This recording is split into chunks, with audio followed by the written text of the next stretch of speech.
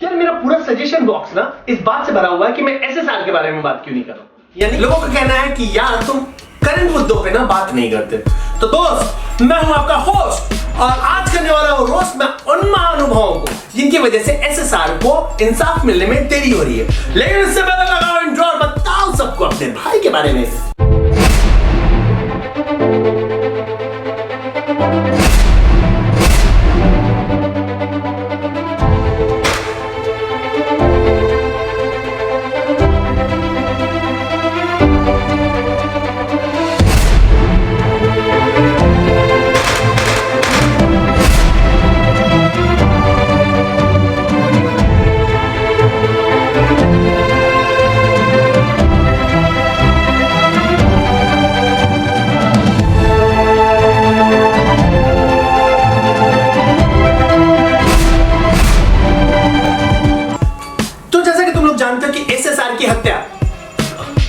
तुम्हें पता है ना, अगर कोई मुंबई में रह के शिवसेना के खिलाफ कुछ बोले तो उसका क्या हाल होता है।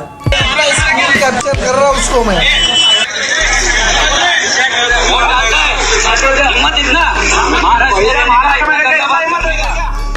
और कसम से तुम्हारा दोस्त है ना, गंजा अच्छा नहीं लगेगा, है ना। तो हमारे एसएसआर की मौत के पीछे की मुख्य आरोपी यानी मासूमियत से भरी हुई देवी रिया चक्रवर्ती की जब से हमारे ठरकी चाचा, ये वाले नहीं है, कुछ भी लगा देते हो, मरवाओगे क्या। इंडस्ट्री के ठरकी चाचा यानी ये इनके संपर्क में आई और तभी हमारे चचा ने भविष्यवाणी कर दी थी कि हमारे एसएसआर आत्महत्या करने वाले हैं, वो मानसिक रूप से बीमार है। तब फिल्म इंडस्ट्री के किसी भी बड़े प्रोड्यूसर्स, डायरेक्टर्स या किसी भी जर्नलिस्ट ने चचा से ये नहीं पूछा कि चचा, ओ भोंसड़ी वाले चाचा, आपको ये ज्ञान कहां से प्राप्त हुआ। वैसे भी आजकल फिल्म इंडस्ट्री में नेपोटिज्म रॉक्स। ऐसे वाले टैलेंट्स के आगे सुशांत सिंह जैसे आउटसाइडर्स की कोई वैल्यू ही नहीं। I think it was because of your papa. but Saifu, you're also here because of your mama. यार मैं इस इंडस्ट्री में हूँ because of my papa. What does that mean? Nepotism rocks. Nepotism rocks. Nepotism rocks. और ये nepotism rocks वाले talent जो होते हैं, इनमें टैलेंट के नाम पे क्या होता है। मैं एक्चुअली मेरे टंग को मेरे नोज तक टच कर सकती हूँ। It's my talent. Sure, very nice. Oh, not bad. I did it. In talents के आगे हम जैसे टैलेंट्स नहीं, मतलब सुशांत सिंह जैसे टैलेंट्स को कोई पूछता ही नहीं। तो खैर, उस वक्त हमारे एसएसआर की खोज खबर किसी ने भी नहीं ली। अपनी सेक्रेटरी दिशा की मौत के तुरंत बाद उन्होंने अपने सिम 50 बार चेंज की। तब उनके किसी भी जानने वाले, उनके दोस्त ने भी ये जानने की कोशिश नहीं की कि उन लोगों के पास सुशांत के नंबर कैसे पहुंच जा रहे हैं जिनसे वो बचना चाह रहे हैं। ये भी कहा जा रहा है कि इस मौत में 2 और नेपोटिज्म रॉक्स वाले बंदे भी शामिल हैं। सॉरी, मतलब कहा जा रहा है ना, आप किसी के कहने पे थोड़ी ना विश्वास कर सकते हैं। सर, मैं आपको कुछ नहीं कह रहा हूं, आप तो सर थे ही नहीं वहां पे, आप तो जानते ही नहीं थे। और खबरदार जब किसी ने कहा कि जिया के मौत में भी सूरज पांचोली शामिल था, मतलब मुंह तोड़ दूंगा तुम लोगों को। नहीं सर, मैं कुछ नहीं कहता हूं। हाँ? तो अब हम वापस आते हैं अपने चच्चा, ओ भोंसड़ी वाले चच्चा पे, कि हमारा चच्चा जो है ना भाई साहब, ये इतना मनहूस है। देखो, जब ये पहली बार जिया खान के संपर्क में आया तो बेचारी को जान से हाथ धोना पड़ा। उसके बाद ये रिया चक्रवर्ती के संपर्क में आया तो सुशांत सिंह राजपूत को जान से हाथ धोना पड़ा। भट्ट साहब जो है, मतलब आप सब जानते ही होंगे, बहुत ही मैजिकल आदमी है और काफी पागल हैं, बहुत ज्यादा एनर्जी है इनके अंदर। और अब जो इनकी फिल्म आ रही है सड़क 2, उसको दर्शकों से हाथ धोना पड़ रहा है।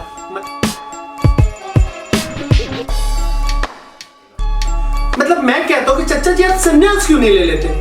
पर चच्चा संन्यास नहीं ले सकते, क्यों? क्योंकि चढ़ती जवानी मेरी चाल मस्तानी, तुम्हें कदर ना जानी रामा। अब मतलब दुनिया है कि उनको जवानी आती नहीं और चच्चा है कि इनकी जवानी जाती नहीं। और अब बात करते हैं हमारी मासूम गुड़िया यानी मासूमियत से भरी हुई देवी रिया चक्रवर्ती की। तो रिया चक्रवर्ती, जिसे 15 जून से पहले आपने इतने हॉट अवतार में देखा, ऐसा क्या हुआ कि 15 जून के एकाएक बाद वो इतने सिंपल रूप में आ गए, सती सावित्री टाइप। भाई साहब कसम से इन्होंने ना मुझे प्रियंका गांधी जी की याद दिला दी।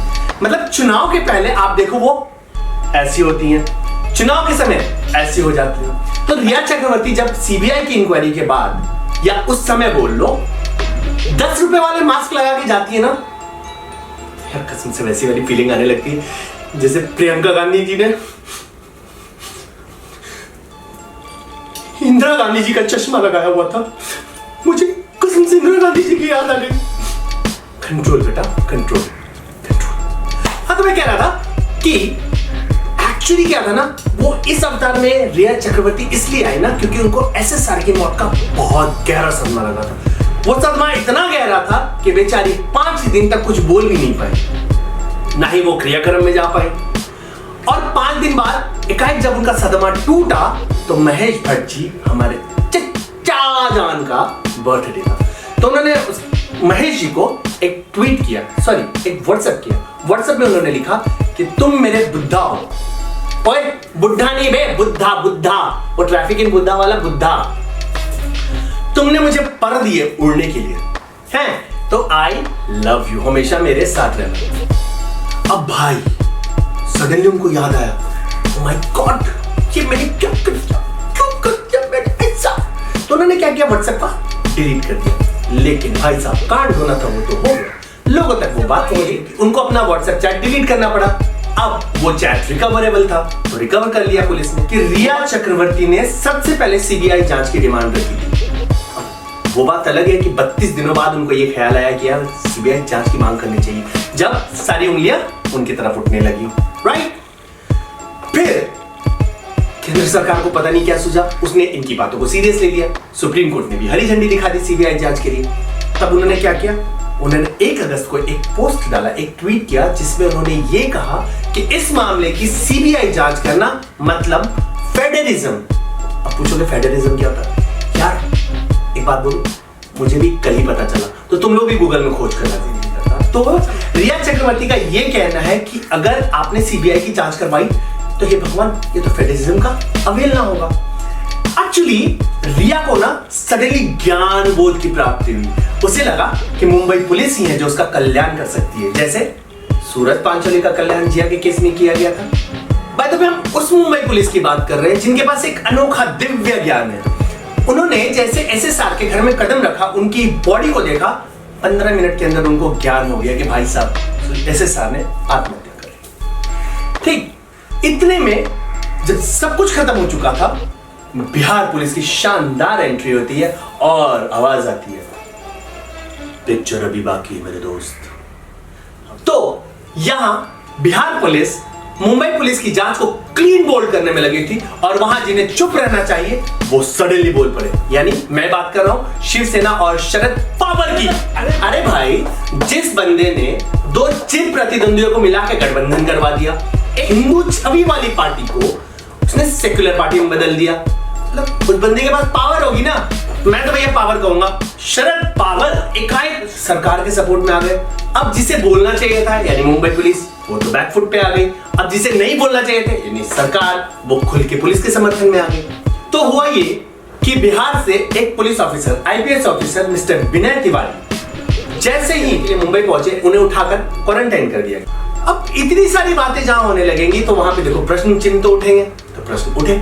अब प्रश्न उठे तो हर तरह से जांच में रुड़ा अटकाने की कोशिश की, यहां तक कि बिहार पुलिस को सुप्रीम कोर्ट की शरण में जाना पड़ा और सीबीआई जांच के लिए लिटरली भीख मांगनी पड़ी। और विनय तिवारी ने ये कहा कि भाई साहब एक्चुअली मुझे क्वारंटाइन नहीं किया, 5 दिन के लिए केस को क्वारंटाइन कर दिया गया। लेवल सोच रहे हो तुम? इसके ऊपर से अगर कोई ये कहता है कि भाई साहब इसमें कोई बड़े आदमी का हाथ नहीं है, भाई कैसे मान लें?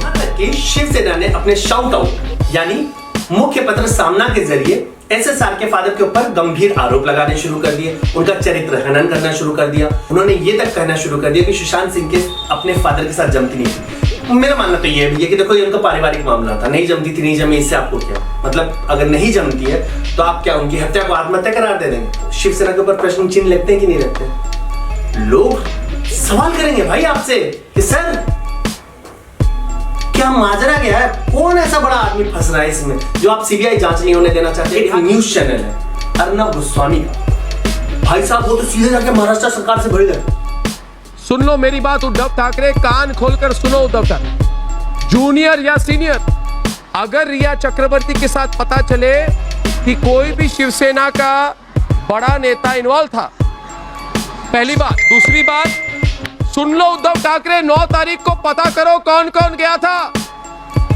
कौन कौन गया। अगर शिवसेना के कोई निकले इसमें तो उद्धव ठाकरे सरकार तुम्हारी जाएगी, कुर्सी तुम्हारी जाएगी, पूरे दुनिया।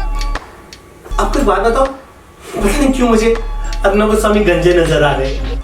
अब बात कर लो वरुण धवन की, तो भाई उन्होंने जब सड़क 2 का हाल देखा तो भाई उनको सडनली ध्यान आया, अल्लाह मेरी भी फिल्म कूली नंबर 1 वो रिलीज होने वाली है। क्या कहा?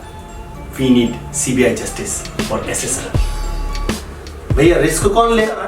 करीना कपूर जो खुद नेपोटिज्म की वजह से यहाँ पे है, उन्होंने अपनी स्टेप डॉटर सारा खान को एक सजेशन दिया कि don't date your first hero. Dating advice for Sara: don't date your first hero. Amrita Singh का कहना था he is below the belt. Sonam Kapoor ने बोला who Sushant? Ranbir Kapoor, Very hot. Imran Khan, Extremely hot. Sushant Singh Rajput. Huh? Hot, I guess. I don't know. I don't think it Alia Bhatt ने भी ये बोला I would like to kill Sushant.